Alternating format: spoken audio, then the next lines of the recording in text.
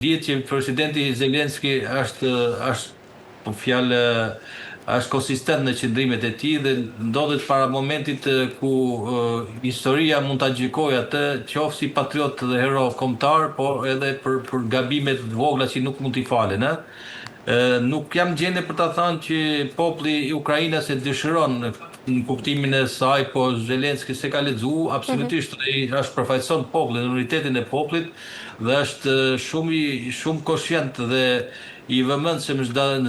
edhe nuancat që jepen përmes fjalëve dhe përpjekjeve që bëhen nga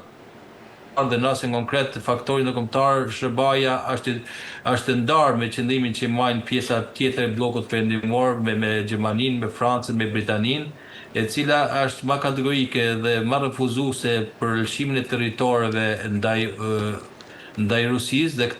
këtë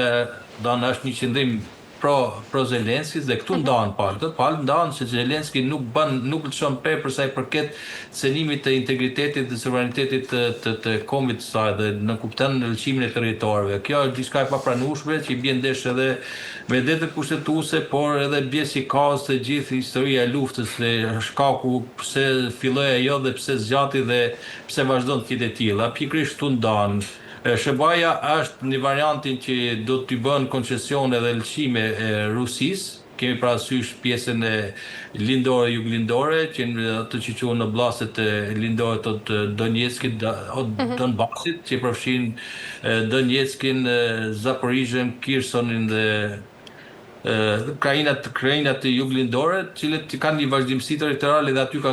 ngel gjithë konflikti i ngrirë. Varësisht se si do të jetë dinamika e zhvillimeve në terren, është edhe ajo që mund të kërkojnë palët maksimumin e tyre në tërheqjen e dy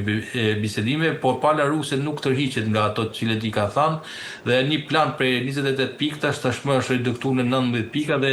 është përgjegjësia tashmë e Zelenskit të ta formalizojë në shkrimin e kësaj do t'i pranojë apo jo. Dhe këtu faktori ndërkombëtar është veti i dyzuar. Kemi një SBA i cili mshon shumë kësaj teze, ku Ukraina nuk ka letat në dorë, dhe si e tillë është detyruar të nështrohet asaj të cilët i servirin nga këtë mëdhej, dhe kur flasim me të mëdhej janë prioritetet e interesave geopolitike dhe geostrategjike tashmë të SBA-s, të formalizuar tashmë edhe me një dokument me vlerë të natyrës edhe kushtetuese, siç është dokumenti i sigurisë kombëtare i përditësuar, dhe përballë kanë një Kinë dhe një Rusi të cilët sipas këtyre dokumentave nuk shihen si rrezik dhe kërcënim, po shihen si rival, si konkurrent. Dhe pikërisht ky ndryshim dinamikësh dhe qasjes gjeopolitike në analizën që i bëhet midis të ri sigurisë janë të gjitha këto është kjo qasje dhe mbi bazën e kësaj analize do bërë edhe vlerësimi i situatës dhe asaj edhe mesazhet që përcillet, do të duket pa me të parë sikur SBA-ja ka lëshuar për interes gjeopolitik apo për interes të Rusisë këtë pjesë. Por mendoj që në koha do të tregoj si do të derivojnë dhe mendoj që më e humbra në gjithë këtë skenar do të jetë Ukraina, për shkak të faktit që konflikti vazhdon, kemi një humbje kapitalisht njerëzor, dëmësh materiale, si kundër edhe në skenari më i keq edhe ai i cedimit të integritetit territorial dhe sovranitetit për shkak të lëshimeve që është i detyruar t'i bëjë. Dhe perëndimi, kur themi perëndimi i përçarë në këtë rast, është i pazoja për të majtë një qëndrim unison dhe për ta detyruar palën tjetër ruse në mënyrë që t'ja imponoj në tavolinë vullnetin e marrëveshjes. E qartë. Zoti Lezi, nga ana tjetër, Trump ka pasur një marrëdhënie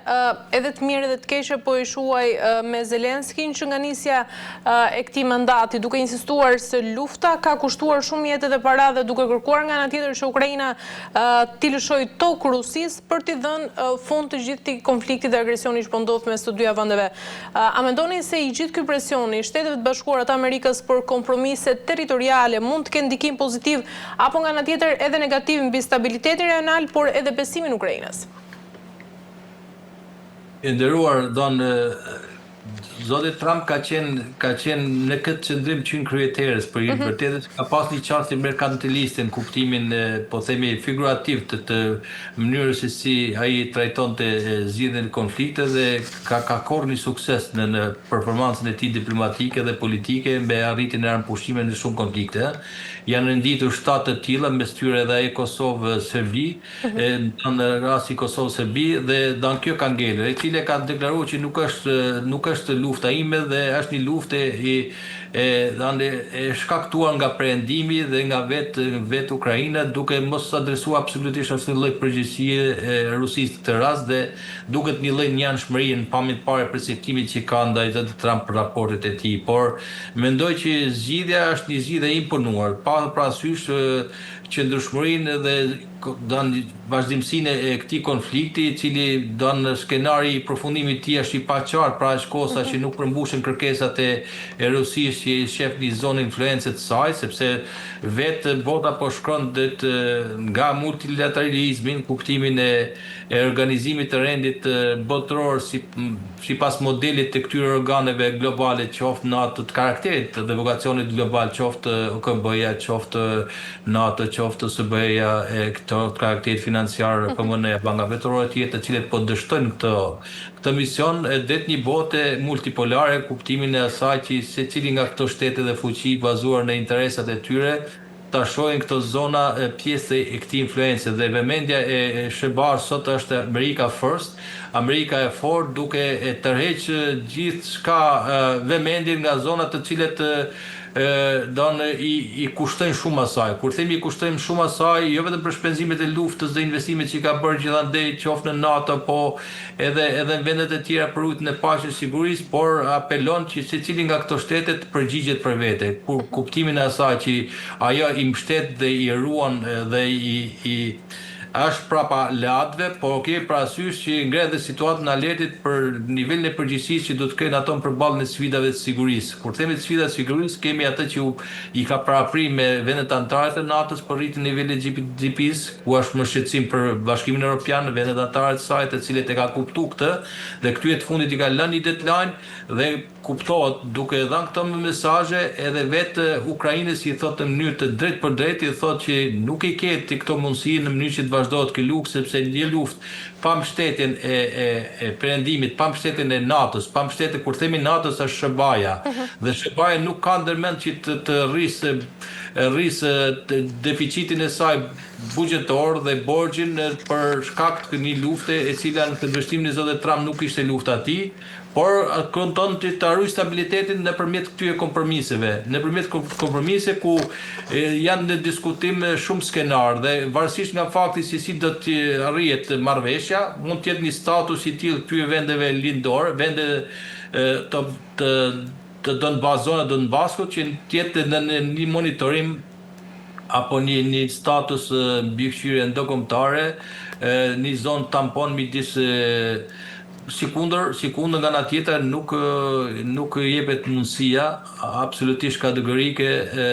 aderimi i Ukrainës në NATO,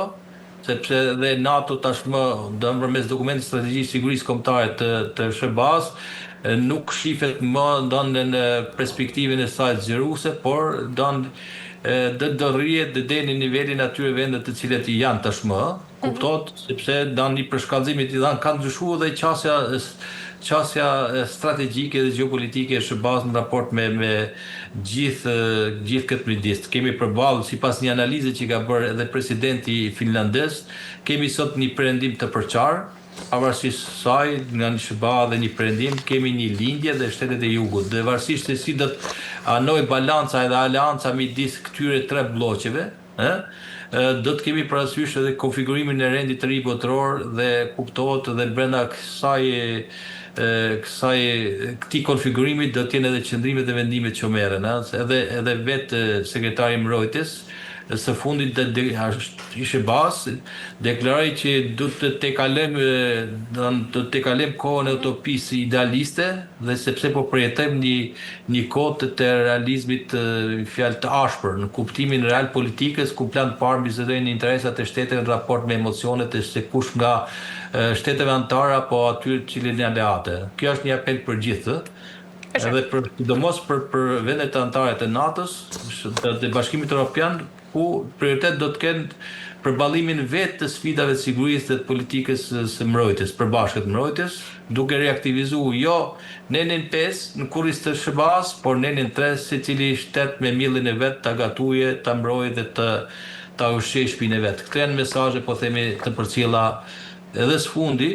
nga zoti Trump dhe Shtëpia e Bardhë. E qartë. Mirë, zoti Lezi, kemi arritur në fund, ju falenderoj për gjitha informacionet. Të përshëndes, nderuar Messi për ftesën. Mirë, të nderuar televizionistë, ishim me zotin Erdian Elezi, ku ndalëm fillimisht tek zhvillimet e fundit në Shqipëri, tek ato të drejtësisë, dhe më pas ndalëm tek gjeopolitika ku folëm për Rusinë dhe Ukrainën. Po mbyllim këtu këtë pjesë të parë dhe rikthehemi në pjesën e dytë.